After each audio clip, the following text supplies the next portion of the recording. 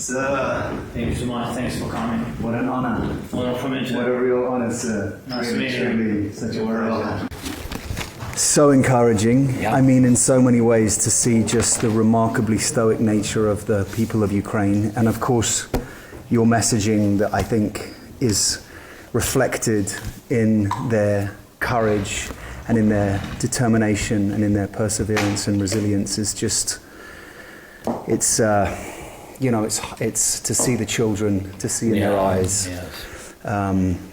It's palpable, the anxiety, and yet the strength of the Ukrainian people is something that is really awe-inspiring in truth. So it's, and of course, your messaging is the reason for that. So it's remarkable to see how you are, holding this country and We have good country. Well, We hold each other. Yes. And thank you very much for your coming and your messages, because your coming is also a big message, and for us it's very important. we had an incredible experience today. We met a family, Natalia and Yuri, two parents who have 5 children of their own, and they received, Family house, yeah. they have a family house, but they took 4 more children.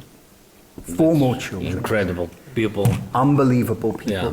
Took 4 more children, each that there are siblings, took them into their home, they feed them, they take them to school. These children are not well, they have medical needs. That's the future for hopefully, that is the kind of future for children who are orphaned in this country, because obviously that's what UNICEF is advocating for, as opposed to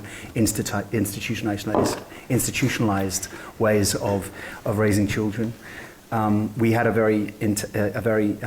heard everything that was said today about the missing children and so on. And this is something that I think UNICEF is taking incredibly seriously, just as the rest of the world is watching. Of course,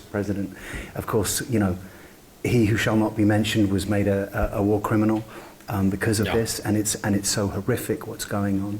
But I think that If we can create, sorry for interrupting, if we can create our 2 teams jointly to create the points, step by step, what to do, if we can work, because of course informational wave about the children, how to bring them back and to do everything, this infrastructure for children, educational network, and if we can prepare and then do big informational wave, because sometimes when they are like children, when they are waiting, you give straight messages that you will be at home, and then they begin to wait, but you don't have all facilities, and it's also will be big, that's right. not good kick for them, and that's why I think if we can work a little bit. I visited a school in Irpin today. There were 2 bomb shelters within the school. Each could take about 300 to 500 children, and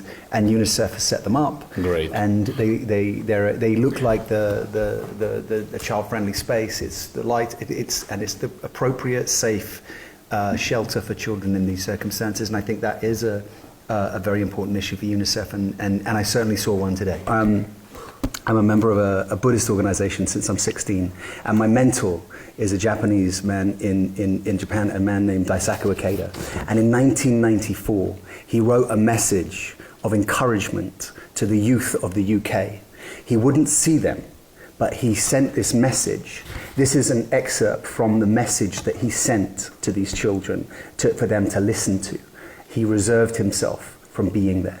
But I wanted to read it because I feel it's so important, and I had it written for you as well to read along. But it says, the times are changing from an age where power is justice to an age in which justice is power. In this new age, the supreme guiding principle will be the benefit of all humanity rather than the interests of one particular nation or ethnic group. We will see the transformation of history from the revolution of the external environment to that of the inner self, the inner human revolution. It will be an age in which the actions of leaders will naturally be based on the guidelines of making all mothers happy. A great future lies ahead of you. You must fix your eyes on that future, never losing sight of your goal, even for one single moment. Centuries, tens of centuries have waited for you to arrive and have been preparing for you. You are the ones who have appeared now so mystically. Your victory would be the victory of humanism. Your defeat would be the defeat of hope. Hence, you must win in everything. You must fight with an indomitable spirit. Once fortune was against a knight who was captured in battle by his enemies and had his castle confiscated. Where is your castle now? They asked, laughing scornfully.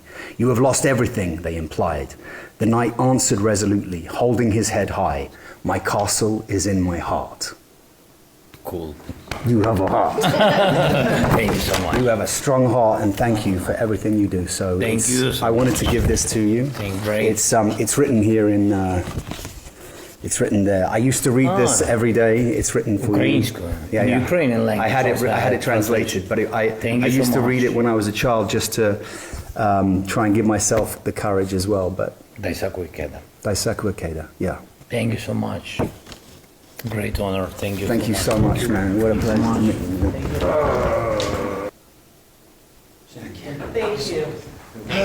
Thank you. Thank you. Thank you.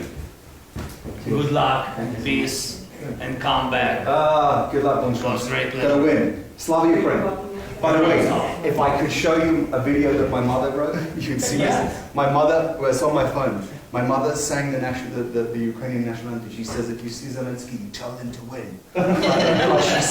she sings the national anthem in English. And she's like, she learns it. She's great. But thank you. Thank you so much. Thank you.